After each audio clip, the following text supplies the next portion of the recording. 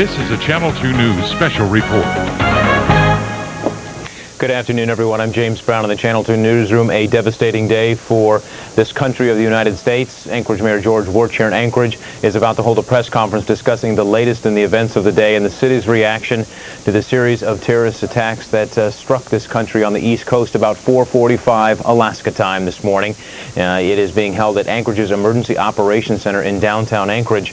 We now want to go live there, and apparently George Wuerch, Mayor George Wuerch, is just about ready. Ladies and gentlemen, thank you for meeting with me today. This has been a tragic day for America and a challenging day for Anchorage.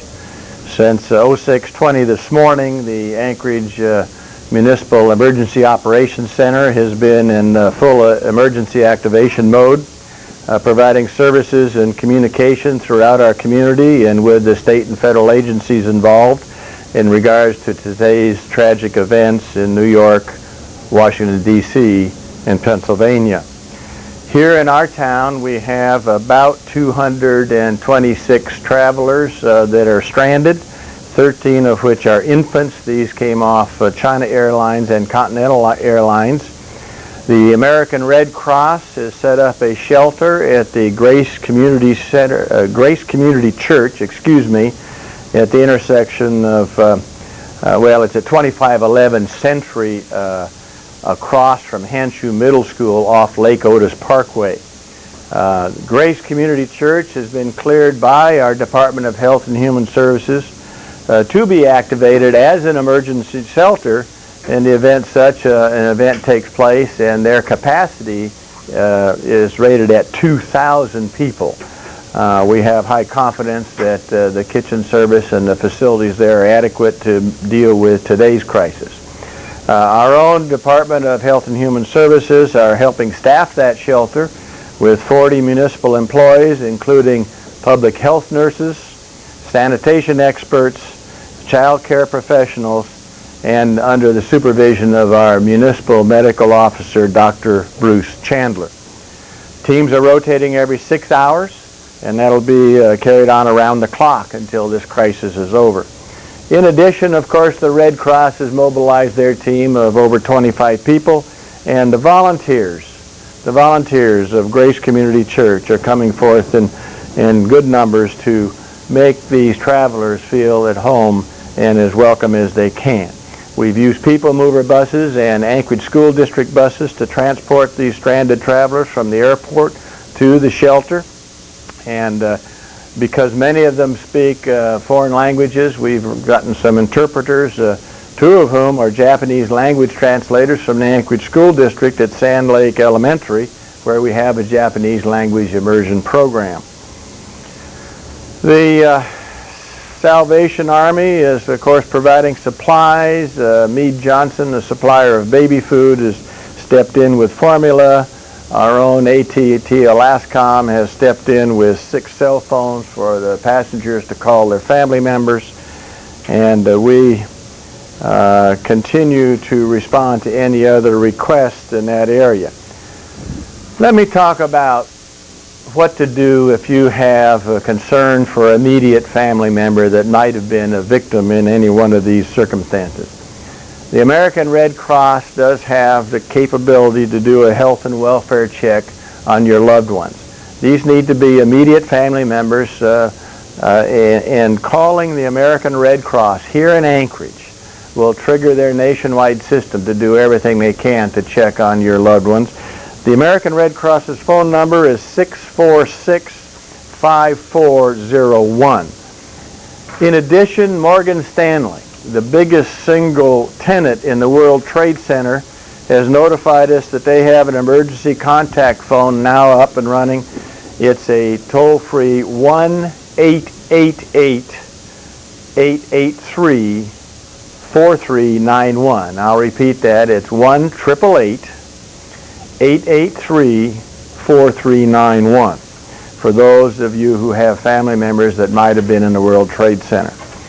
In addition, the United Airlines has an emergency contact number, and the American Airlines. Here are the two numbers. United Airlines has given us 1-800-932-8555. United Airlines, 1-800-932-8555. 8555. American Airlines, 1-800-245-0999. Again, American Airlines, 1-800-245-0999.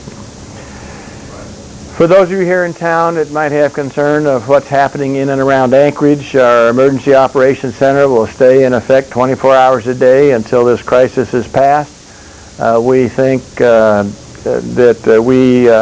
know we have the capability to operate this center 24 hours a day for extended periods. Our number here in the EOC is available to you at 343-1401. If you have questions about our operations here in Anchorage, 343-1401. Well, I just want to deal with one more thing here and then respond to your questions. And that is simply this tragedy that has been brought forth on the American people and our way of life has got to be taken in stride. As our hearts and prayers go to the families who lost loved ones or have injured members of their family, it is time to pause and offer our prayers in their regard. But at the same time, it's also time to redouble our resolve that the American democracy model, the freedoms that we enjoy as Americans, are still the watchword of mankind. Never before in history has any society created what Americans have created these last 200 and some years. And it is not to be that a terrorist can invoke such a tragedy that we would abandon our principles that we hold so dear to. We call on all citizens to double their resolve to stand up for freedom and protect this great nation. And I think we'll get through this. So I'd be happy to answer your questions. Mayor Wuerch, do we have any indication that any Anchorage residents have been victims in this tragedy at all? At this juncture, we have no indication that Anchorage residents have been victims in any capacity. The few reports we've heard about have checked out very favorably. We do know of one that's still not accounted for, but we're hopeful that will, in fact, that may be cleared up already. But we're not running a locator service per se. We're just talking with our employees and our friends, and the reports are coming into us periodically, and most of those have been good news stories. I will tell you, on the local scene, there's a strange quiet over our city, and it's not just because no airplanes are flying, but I just checked with our dispatcher control center, and our police calls, 911 calls, are down about 20% from a normal day. Now, why is that? I don't know. But we are double shifted. We're able to take those calls as they come in. At no time today did we have more than 4 calls backlogged, and that's a very low number for 911 because we have the added shift personnel. And at many times we had 0 calls backlogged. And every one of those calls that comes to 911, if there's any suspicion that might be related to this, will be treated as a very serious and threatening call. There's a strange quiet in the city, yet Elmendorf, we see a lot of activity with the planes. Any idea why they're so active? Certainly. In the military, of course, is on full defense posture 4 or DEFCON 4, which is the highest readiness that you can have, short of being at war. And that means both the Army and the Air Force are standing by to carry out whatever mission the National Military Command Center gives them. Let me say they do need to talk with the Public Affairs Office of both the Army and the Air Force to get further details on what they're doing. I've made a couple of trips to City Hall today during the course of manning the EOC here, and I have observed some fighter aircraft taking off, but other than that, I have no direct knowledge. Got a few questions about the situation at the International Airport. So only 226 is the current estimate of people who are actually stranded here waiting to continue on out with their flights. Let me clarify. That's the number that's been transported to the temporary shelter. There are other passengers, stranded passengers, that are being housed in hotels, or travelers who are here for other reasons that are either maybe extending their stay. Coincidentally, I have a brother and a sister-in-law who are visiting with a business that has a board meeting here, and of course they are not going to be able to depart first thing in the morning. So like many Alaskans, we have visiting family and friends, or family and relatives. What is it we call that? VFRs, visiting family and relatives. So you can expect, I think, the continued occupancy of hotels to be near the max. What do you suggest for people who do have flights scheduled out of the airport tomorrow? We've heard that the airport may be opening at 8 o'clock in the morning. What should people do if they have scheduled flights tomorrow? The best information that we had in the command center, and admittedly there are two stories, but one is that flights may resume no earlier than noon tomorrow, and the confusion is that noon Eastern Daylight Time or noon Alaska Daylight Time, and we've checked it a couple of ways, and my belief is that it's noon Alaska Daylight Time. But remember, that was the first available opening. It doesn't mean the flights will resume then. The FAA said that's the earliest that it may happen. We'll have to wait and see tomorrow. My advice to travelers, if you have a scheduled flight tomorrow, check with your airline. Describe briefly what's going on upstairs at this point, what the atmosphere is like, and what sort of logistical support you provide. Okay. In the Emergency Command Center right now, we're preparing to do a shift change. Over the next 2 hours, the day shift will begin to outbrief and fill in their successors as to where we are operationally in each of their areas of responsibility.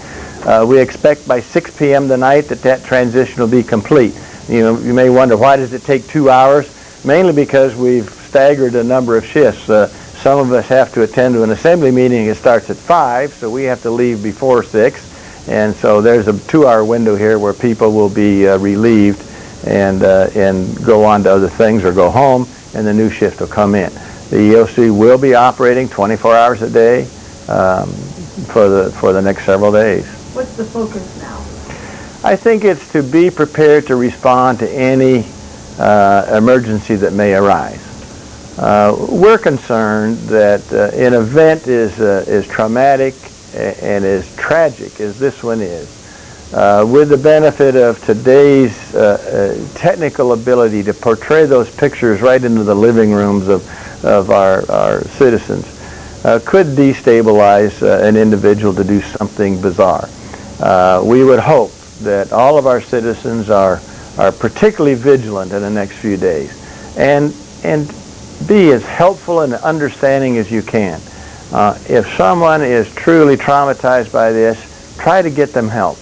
And don't necessarily feel you have to do it yourself, but there's help that can be found, whether it's a minister or a doctor or calling our Health and Human Services Department and say, who do I talk to, because don't hesitate. And if all else fails, call us here at the EOC. We'll try to find someone to be an intervener to stabilize the situation.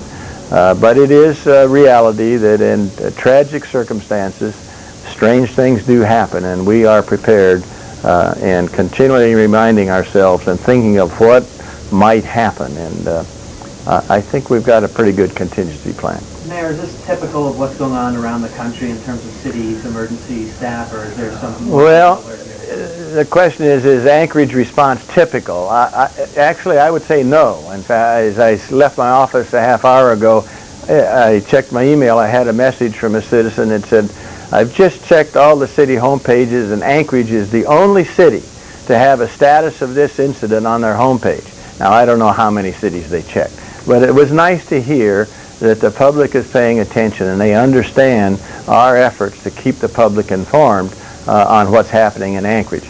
There was, regrettably, a short-lived report, apparently on a national news, that Anchorage was vacating its buildings. That's been corrected. The reality, though, is Anchorage is an international focus. We are still the air crossroads of the world. We are the 5th largest air cargo airport in the world. More tons landed here than except for 5 other airports, and we are prominent. So I think it's important, particularly as we had these inbound international aircraft this morning, and many of you were here when we went through a couple of scary moments when we weren't sure who those aircraft were and where they were headed. that's a good news story. It all worked out. They're on the ground in Whitehorse, and so far nobody's been hurt. Can you speak a little bit more to those flights? I believe they were KAL 85 and an Asiana 222. Exactly what were the circumstances that caused the concern here? And were those flights scheduled to land in Anchorage, do you know? I don't know if they're scheduled to land in Anchorage initially. The point, though, is that this is a communications issue. Aircraft crossing the Pacific are out of radio communication with our air traffic control for a period of time. And in the face of this crisis, of course, we were trying to maintain contact with any aircraft that was picked up that was expected through our airspace. And these two aircraft, in one manner or another, didn't respond or responded later than we anticipated. And it wasn't until we managed to, the FAA and Air Traffic Control sorted that all out, did we breathe freely. And it's a tense time. But the communication was established and the information was exchanged, and it wasn't a threat to Anchorage. Are there any more flights out there now that you're aware of that may have to go through this airspace? Or my information is of a few hours ago, and I don't remember what time of day it was specifically, that we were notified that all aircraft inbound were accounted for and on the deck. Those two flights from Asia and were sent on to Whitehorse, and some others, I understand, sent up to Fairbanks. Do you know why they weren't just simply allowed to land in Anchorage, the first destination point? Why all the inbound aircraft didn't land in Anchorage, and why some were sent to Whitehorse and some were sent to Fairbanks is beyond my call. I think the FAA air traffic control people made that judgment, and those aircraft were diverted to those fields. Have you ever had to double shift? Is there any? All right, Mayor George Wuerch in a press conference this afternoon. He's been talking for about 18 minutes at the Emergency Operations Center, which he says will be open 24 hours a day until they need to disband that. He also went on to say that we as Americans should not abandon the principles of this nation, and he said that all of the Anchorage residents that they have been looking for have been accounted, with the exception of one, but he hopes for good news there in reference to being in the vicinity of New York or in being in the vicinity of the Pentagon in Washington, D.C. with these terrorist attacks earlier this morning. He also said that the city of Anchorage needs to be prepared to respond to any sort of emergency. Again, this is not over, and he says Anchorage is prepared. You heard him speak briefly about an incident about the city of Anchorage downtown being evacuated. We were told by Anchorage Dispatch this morning about 10:30 or 11 o'clock that they were actually evacuating parts of the town, because you heard Mayor Wuerch talk about those two flights from Asia. They were not able to get in contact with them. So again, someone from the Anchorage Police Department did go around and was evacuating parts of downtown, especially the high-rise buildings, because they were concerned that Anchorage could possibly be a target. That evacuation was later called off because they were able to make contact with that Korean airline. So again, everything averted there, no big problem. But again, the Anchorage police were really playing it safe, and dispatch did indeed tell us here at Channel 2 early this morning that downtown Anchorage was being evacuated. I want to talk a little bit more about that command center, as Mayor Wuerch said. 24 hours a day, they have all sorts of personnel there. Megan Waller has been there all afternoon, all morning for that matter, looking through the goings-on there and paying attention to what's happening and listening to all the information that's coming from the FAA, the National Transportation Safety Board, any of the other agencies, in particular the police department and any of the federal agencies that they're trying to get more information from. That's basically kind of the brain center to keep everyone up to speed on what's happening, not only here in Anchorage, but across the country. You also heard Mayor George Wuerch. We heard Megan Waller ask him briefly about increased military flights that we have seen around the Anchorage sky this afternoon. And again, we have noticed that there are increased flyings in and around the area. Elmendorf will not comment on anything that's going on in reference to that. We did receive a fax from the Alaskan NORAD region, and it reads this. There's a picture right there of a fighter that was flying around over the city of Anchorage for a time today. Here's the information we received from NORAD. It says, in the interest of public safety, the Commander, North American Aerospace Defense Command, in coordination with the Administrator, Federal Aviation Administration, has declared emergency security control of air traffic procedures level 2. This restricts all civilian aircraft from flying with the state of Alaska until the immediate national security emergency subsides. And again, We had also received a phone call from a gentleman out in McGrath, and apparently somebody was trying to take off there. That individual was flying in a small plane and was greeted by 2 fighter planes from the military and directed to land back in McGrath. So again, even though the military won't tell us what's going on, we are being told that apparently there are military personnel. We don't know if they're from Anchorage or from Elmendorf or maybe from somewhere up in Fairbanks, but they are patrolling the skies over Alaska.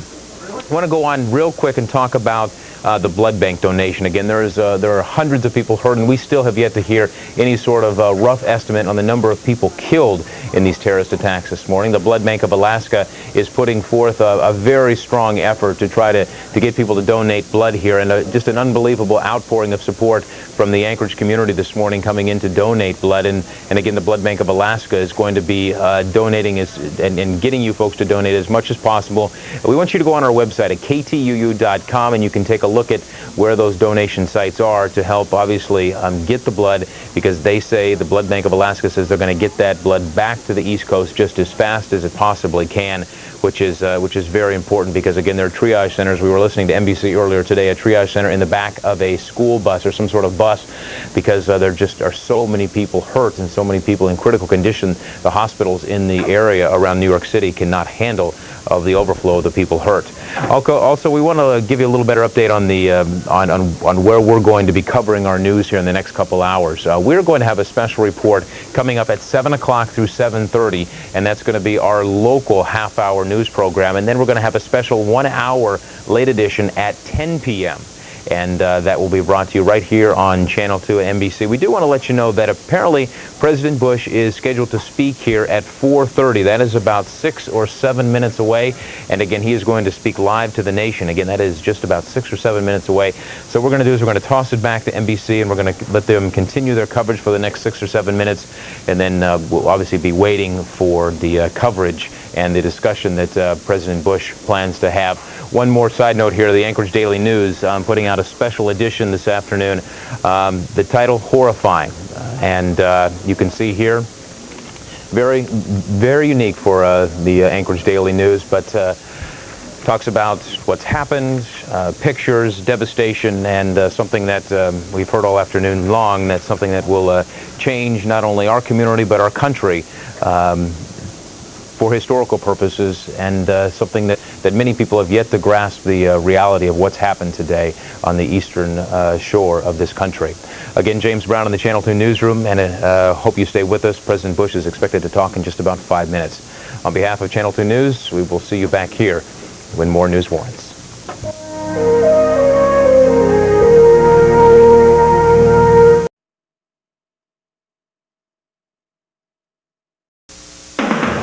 This is a Channel 2 News special report.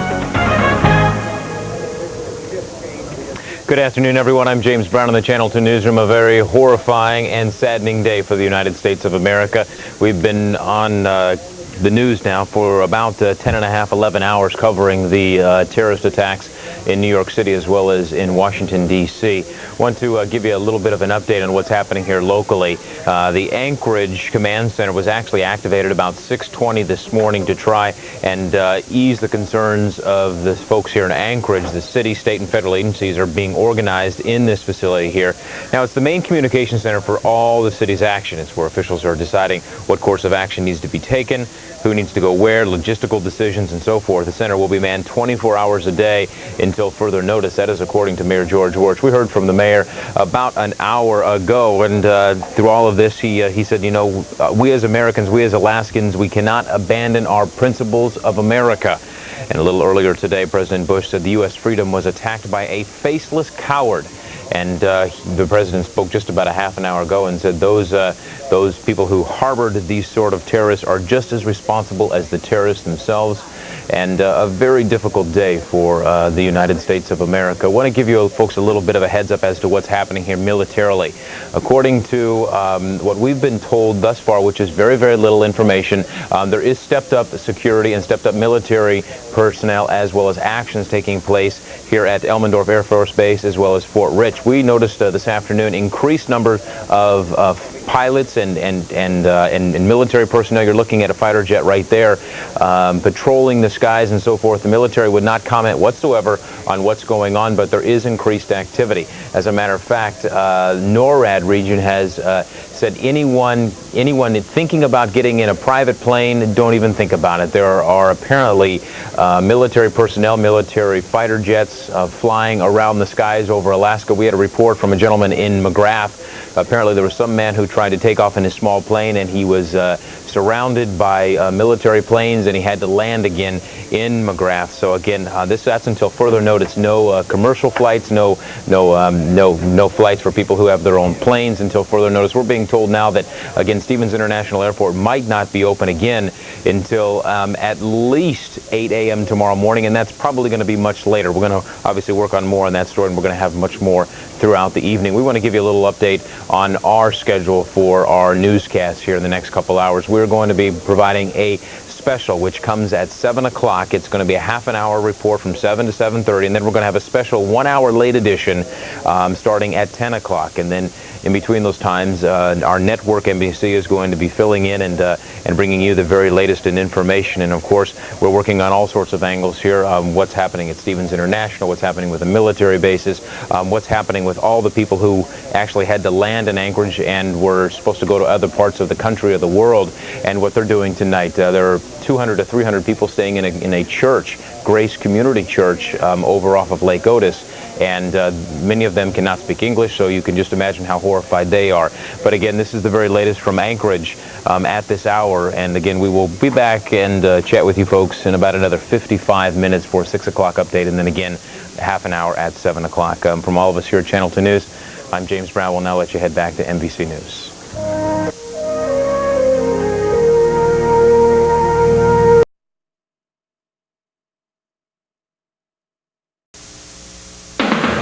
This is a Channel 2 News special report.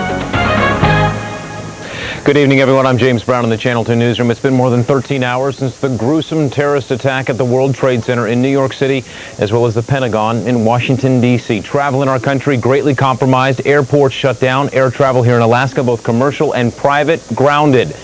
Channel 2's Dan Fagan joins us live from Stevens International Airport with more on what's happening there, the very latest. Dan, good evening. Good evening, James. The grounding nationwide hit about 5:30 this morning, Anchorage time. Let me show you some of the effects of it here at the airport. You see there's a couple of Delta jets parked over here, an Asiana jet. It appears from here that the tower seems to be empty. Down here you've got 3 Korean jets, an Atlas Air jet. Of course, as you go around the corner from the airport, there's plenty more jets there that you can't see. Continental over here, Eve Air over here, and then take a look down over here at the FedEx hangar. Look at all of those jets still parked, not delivering goods. The stop order affected 250 Anchorage flights. 17 flights were en route to Anchorage after the stop order hit, so they had to be diverted to Canada or the nearest airport. Bottom line, a lot of people stopping over in Anchorage or coming to Anchorage or leaving Anchorage are stuck. This situation is unprecedented. There has never been a nationally imposed ground stop order like this. Now, the FAA says it will not remove this grounding until at least 8 a.m. tomorrow morning. Now, that's not guaranteeing that these planes will be able to take off starting at 8 a.m., but it promises that they will not take off before 8 a.m. tomorrow morning. James? And Dan, if you could briefly, I know the CERT team from the Anchorage Police Department was sent out there earlier today. Are they still there tonight? No, they've appeared to have gone. There was some confusion about one of the airliners, an Asiana jet, whether it was going to divert to another airport or whether it was going to land here. And just in case it did land here, they wanted to be prepared, and just in case it was hijacked. So, of course, everybody was kind of edgy today, being extra cautious, and I think that's what that was all about. And Dan, very eerie sight out there, all those planes parked, and again, we have such a major cargo hub here. Oh, yeah. And again, all those planes parked. It's very quiet there tonight. Yeah, it's quiet, and James, obviously it's costing this city and this state a lot of money because our economy depends a lot on this cargo industry. It's not a good situation. All right, Channel 2's Dan Fagan. Dan, we'll see you again in just about 55 minutes for the very latest out there from Stevens International Airport. Okay. Volunteers throughout the community are offering food and shelter to airline passengers stranded here at Anchorage. At Grace Community Church, hundreds of passengers, many traveling from China, received a warm welcome and a place to eat as well as rest until further notice. We've got a lot of pizza right now, and we've got a lot of hot tea, and we've got a lot of bottled water, and we're thrilled to be of assistance. It brings the culture together, all of us, all the people. I'm just happy I could be a part of it, do whatever I can, and my company will do whatever they can. And the Red Cross, along with city workers, are helping volunteers at the church tonight, and many local businesses have pitched in with food, blankets, and other donations for the stranded passengers until they can find out what happens next. Anchorage City crews from here actually joined forces with Anchorage's Emergency Operations Command Center in downtown Anchorage. The communication center is the site where the city is coordinating all terrorist-related actions with state crews based on Fort Rich, along with federal agencies. It's where logistical decisions are being made, along with working out courses of action. Mayor George Wuerch says city leaders are making sure they respond to any potential threat. It is not to be that a terrorist can invoke such a tragedy that we would abandon our principles that we hold so dear to. And the center will be manned 24 hours a day until at least this weekend. Anchorage police and fire crews can also expect to see double shifts until at least the weekend as well. America found itself under an unbelievable attack today, and while those at Holy Family Cathedral took time to mourn the loss of their fellow Americans, they also took note on how to move on.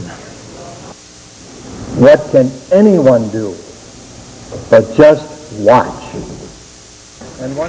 Archbishop Francis Hurley spoke about the helplessness many felt today and the unanswered questions of what to do in response. For now, the answer for this congregation is to pray and to not let those doing these acts take charge of our own lives. That's the whole phenomenon of life, is learning how to live with tragedies, acknowledge them. We have all the reactions with them. We cannot let them immobilize us or destabilize us or anything of that sort. And that's difficult, and that's why we call upon the Lord. And Holy Family Cathedral will have a service for all denominations tomorrow, starting at 1 p.m. And while Alaskans are offering thoughts and prayers to the victims of this morning's attacks, others are offering their blood. Dozens of people jam the blood bank of Alaska throughout the day, sometimes waiting more than 2 hours to make a donation. Hospitals in New York City say the extra blood will be needed to treat the hundreds of injured victims. And blood bank officials say blood donated in Anchorage will be shipped east as soon as possible. Now, the blood bank says it'll remain open until 8 o'clock tonight, and then it'll likely reopen again tomorrow morning.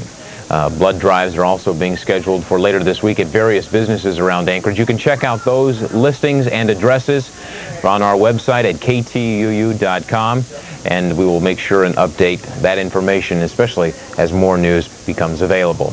And due to NBC's extended coverage of these tragedies on the East Coast, Channel 2 Evening News will actually be changing our schedule. We're going to be coming back to you in just about 50 minutes. We're going to have a half an hour newscast from 7 to 7:30. And then again, we're going to have a special hour late edition at 10 o'clock. Again, we have crews all over the city working on various stories affecting people here and how these bombings have affected not only people here in Anchorage, but all across the country and all across the world. So again, we hope you join us coming up in just about 50 minutes right here on Channel 2. And until that time, we're going to send you back to NBC and Tom Brokaw for the very latest on the developments in New York as well as Washington, D.C. From all of us here at Channel 2 News, we hope to see you again at 7 o'clock.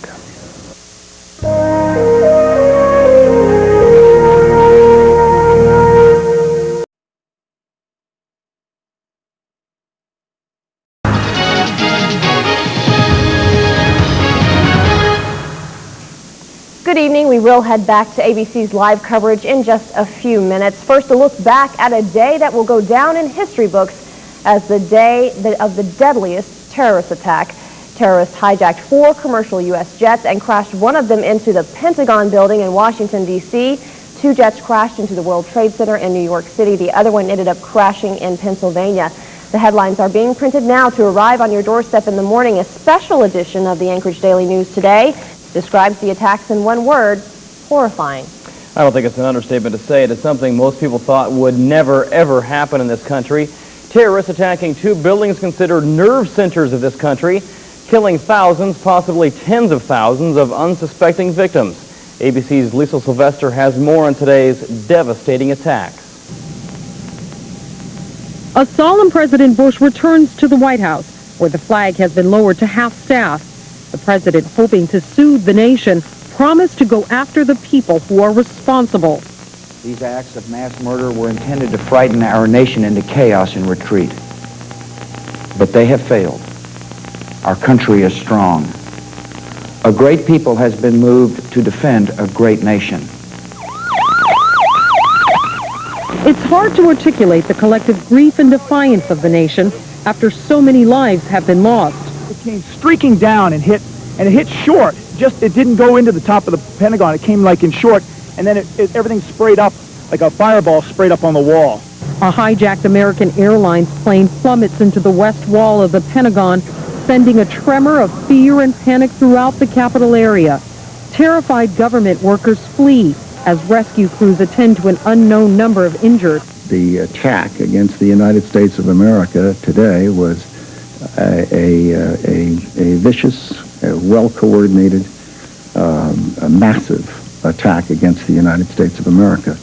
Less than an hour before the Pentagon attack, 2 other hijacked commercial jets plunged into the World Trade Center, leaving the Twin Towers demolished in a heap of debris and rubble. In the same hour, a hijacked United flight crashes in Pennsylvania, the plane apparently en route to attack Camp David. The assault shut down the nation's capital, but congressional leaders in a show of support gathered determined to show that our government may have been hit, but it is not knocked down. Our resolve has not been weakened by these horrific and cowardly acts. Congress will convene tomorrow. It's hard not to compare this day of destruction to the day of infamy at Pearl Harbor, but with one difference. It's unclear at this point who is the enemy. The worst part about it is there ain't nobody to fight. President Bush held a meeting with the National Security Council to try to identify who is responsible for these attacks and to figure out what should be the U.S. government's next move. Lisa Sylvester, ABC News, Washington. Those flights were hijacked. Officials say they were taken by people wielding knives, possibly in one instance a box cutter. Several passengers on these flights were able to use cell phones and call authorities, and also loved ones, describing the situation before they went down. It is unknown at this hour exactly how many people were in the Pentagon and World Trade Center when they were attacked, but the number of people killed in the buildings and on those hijacked planes is estimated to be in the tens of thousands. This tragedy has affected people all over the country, with family and friends in New York and D.C. I talked to an old college friend, Lisa Sanger, this afternoon. She works just 50 blocks north of the World Trade Center. Lisa says she was headed to a meeting at the Trade Center when security told her a plane had crashed into the tower. After the second plane hit, Lisa's building was evacuated just before the 2 buildings collapsed. She said people panicked, screaming, running to elevators to get out of her building. Even 50 blocks away, Lisa says she could see a cloud of smoke and debris coming toward her. Many people left on foot because they could not get to their cars, and the subway system was shut down. Lisa was able to get out of the city in her car. I was stopped at a police barricade, I believe while they were directing traffic in another lane or something, and I saw a cop kind of lose it and was running around sort of frantic, and I asked him if it was safe to drive, and he said nothing's safe at this point. So I think that's kind of my major turning point, where I kind of really became nervous and remember driving home this afternoon and keeping my eyes looking towards the sky a lot of times, looking for planes, and I didn't feel safe, let's just put it that way. Apparently many businesses are going to try to open tomorrow. Lisa says her office, a cell phone company, will be open. President Bush says government offices deserted after the assaults on the World Trade Center and Pentagon will be open tomorrow. We did have a chance to speak with Governor Knowles earlier tonight live from Juneau. He told us he has been in contact with the State Emergency Coordination Center as well as the Alaska National Guard throughout the day. One of his concerns, the grounding of flights in and around Alaska. With the state's overwhelming dependence on air transportation, he is hoping the ban on flights will be lifted as early as tomorrow.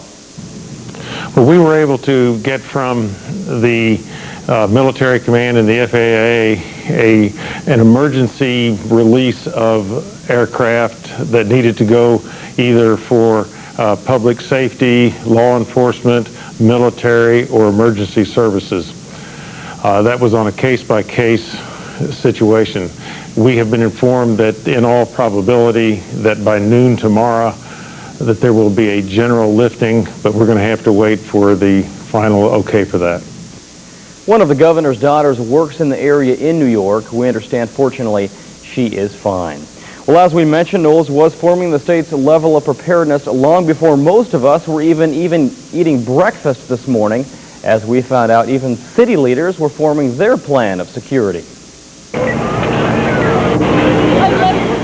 America woke up on this Tuesday to find a much different place and a new date that will live in infamy.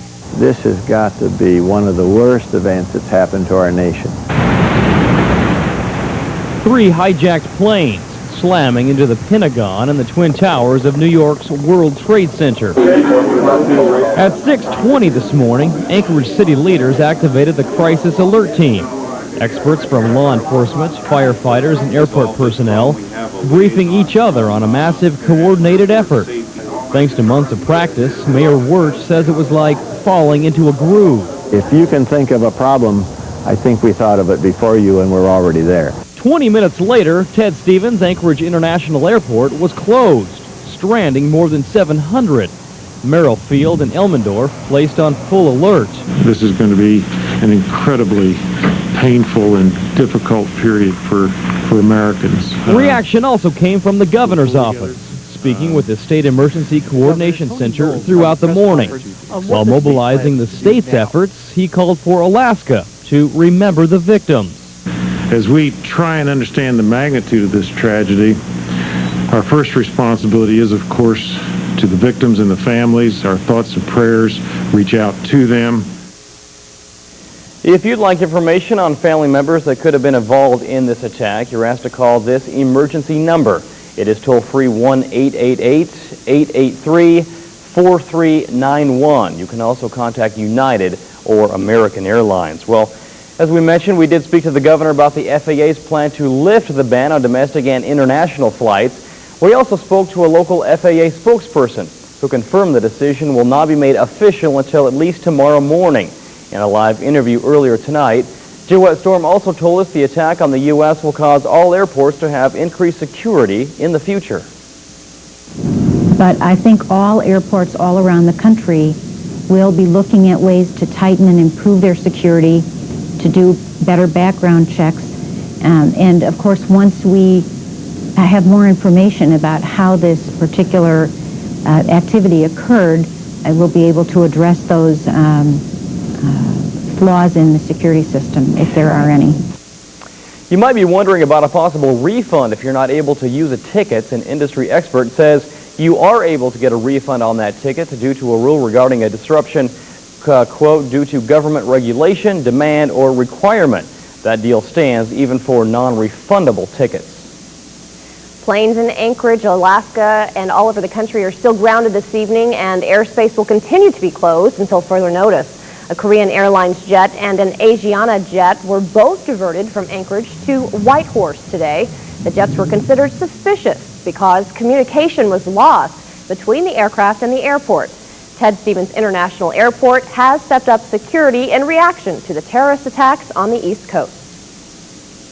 We're ensuring that, public safety is kept at the highest level, and we have additional, police security presence out here at the airport to ensure that we don't have any hijacked planes coming in here.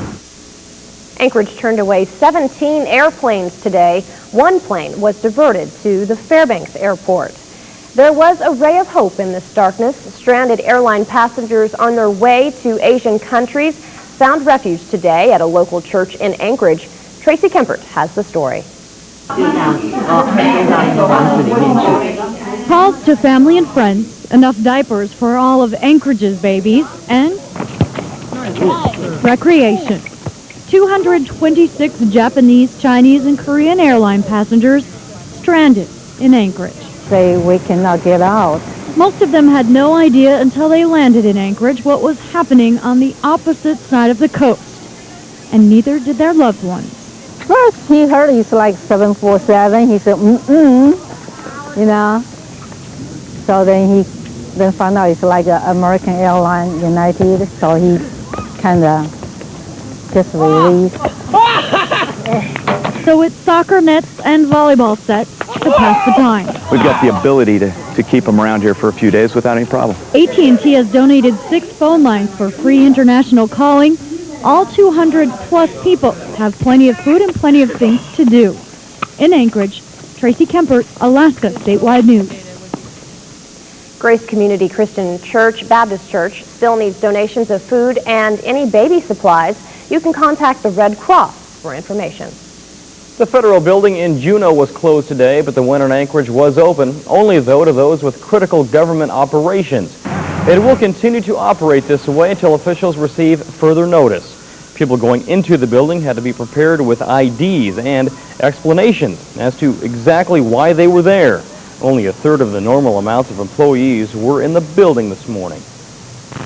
We are on a heightened security status right now, which means, you know, we check every package coming into the building. We look for suspicious packages around the building, checking the vehicles that are coming into the building. As of this evening, no suspicious packages were located. Some workers on the Alaska pipeline were sent home to be with their loved ones today. The Trans-Alaska Pipeline System has heightened security measures in light of the terrorist attacks in New York and D.C. The Valdez Marine Terminal has been evacuated. Employees not directly working on the pipeline have been sent home so they can be with their families. Clearly, as part of the national energy infrastructure, we are among many concerned about the safety and protection of the pipeline. The Valdez terminal is restaffing tonight and will be in full operation by tomorrow. The attacks this morning are even taking their toll on the internet. Internet traffic jams are slowing web access, mainly to major news sites. The high number of people trying to get in contact with loved ones on the East Coast is also tying up phone lines, even here in Alaska. What you're likely to see, though, is that if you're trying to get information or make a call to the East Coast, there's going to be some congestion on the local side. And that's simply because there's more calls and more internet activity taking place than that one location can handle. Lieutenant Governor Fran Ulmer says the state government is monitoring communication networks around Alaska, and so far no major problems have been reported. Morris says the fastest time to access the internet today will be after normal work hours, and that includes tomorrow. BP closed its doors today in a reaction to the terrorist activities in New York and Washington. Nearly all 900 workers left early this afternoon. BP says this was not an evacuation. The corporation closed for the day, it says, at every one of their facilities across the U.S. I've taken this action so that people here and in Washington, Houston, Chicago, and other places where BP has offices can go home and follow what's happening. Chappell says all BP workers will return to work tomorrow as normal. Alaskans are rolling up their sleeves to help out victims of the attack on the East Coast. The Blood Bank of Alaska in Anchorage opened its doors early at 8 a.m. to take as many blood donations as they can to help victims and prepare for any emergency here. Workers expect a record turnout for donations in Anchorage with possibly more than 300 donations. It says it can always use more. We just want to make sure that people are patient and understand that there will be a wait when they come in to donate. Please be patient with us. Grab a number. We're going to try to process you in a timely manner. Also, we're trying to get in contact with the airports and also with the Air National Guard to get the blood down to Seattle to get it processed and tested to make sure that we can get it out to New York and to the other parts of the country that need blood to help out. You can also donate blood at the YMCA on Lake Otis Parkway and the BP building on New Seward Highway. All 3 locations will be open late tomorrow night, open again tomorrow morning. The main blood bank on Laurel Street is open from 8 to 6. The YMCA on Lake Otis and the Anchorage Baptist Temple will both be set up to take blood from 10 to 6 tomorrow. And in Wasilla, you can go to the Blood Bank of Alaska, also in Soldotna. If you are in good health, you can donate blood. Just make sure you're over 110 pounds and between the ages of 18 and 72 years old. The Anchorage School District opened schools as usual today, but canceled after-school activities. Most Anchorage schools will have a regular schedule tomorrow, with a few exceptions. As you can see, Elmendorf Air Force Base and Fort Richardson will open 2 hours late. There's schools there. All other Anchorage schools are on a regular schedule. The buses at Elmendorf and Fort Richardson will be running 2.5 hours late. And they had canceled after-school activities today, but they will be on regular schedule tomorrow. Thank you, Carrie. Prayers from around the world go out to the victims of today's attacks and their families. Dustin Grimes has more from Juneau on how people in Alaska's capital city mourned today's victims.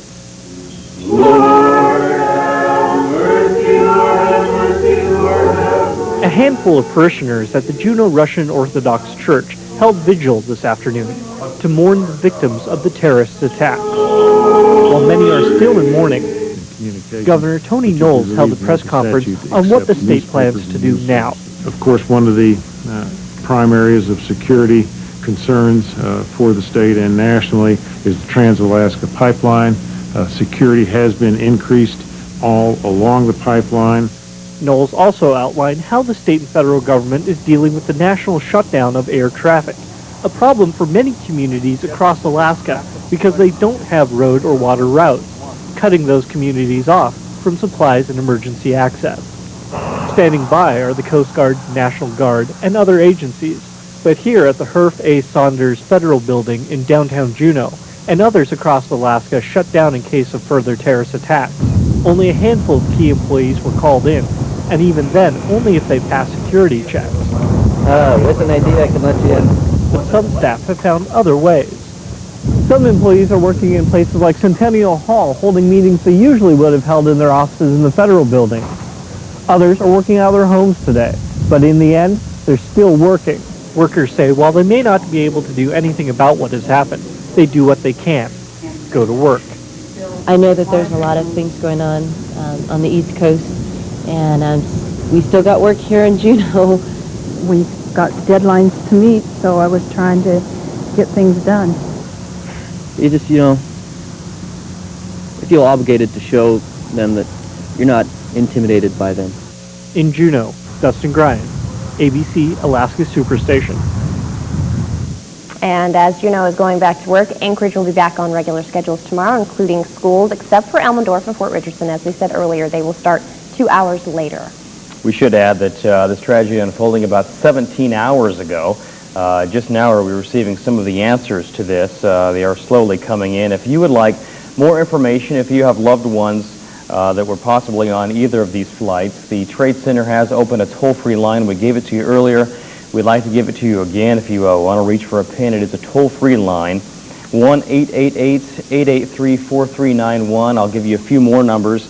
One to American Airlines at 800-245-0999. Also, United Airlines at another toll-free line, 800-932-8555. Again, if you'd like to check on any numbers, check on friends, family members, loved ones that possibly were on these flights affected by these attacks, those are the numbers to call. If you didn't have a chance to write those down, please log on to our website, aksuperstation.com. We'll create a link to the municipal site in Anchorage, which will also give you those numbers. While you're on our website, we have a new poll question of the week. What do you think about the security in Alaska's airports? We'd like to know your opinion. Log on, speak out again, aksuperstation.com, our poll question of the week. I'm sure a lot of people are going to have loud opinions about that issue now. Everything's changing after today's attacks. It's going to change the way everything works at airports now. And speaking of the airport, as we talked to Joette Storm, the spokeswoman with the Ted Stevens International Airport in Anchorage, she said that things could be running as normal as soon as noon, 1 o'clock tomorrow afternoon, but she had requested that no one call directly to the airport if they could help it. If you do have a flight that you're expecting to leave, she says deal with your individual airlines, whoever you flew in with, and they will be able to give you the flight schedules on your flight. And of course, we'll have updates throughout the morning to bring you up to date on that. Also, we should mention the coverage from ABC, live coverage with Peter Jennings, will continue through tomorrow at 11:30 East Coast time through their 11 o'clock newscast on the East Coast. Locally, of course, that being 7:30 in Alaska. Again, live coverage, no commercial breaks through tomorrow night at least until 7:30. Right, and they will have an update on the amount of people, how many people were in the buildings. We still have not gotten a count on how many people they thought might be in the buildings that were attacked today. They, of course, know it had to be tens of thousands of people, but we're going to have updates on that. We still haven't even got that even into the late evening hours tonight. But check in here at ABC, and we'll have the latest information 24 hours a day through tomorrow night. Thanks for joining us. We'll now head back to ABC's live coverage of these attacks. Thanks for joining us. Good night.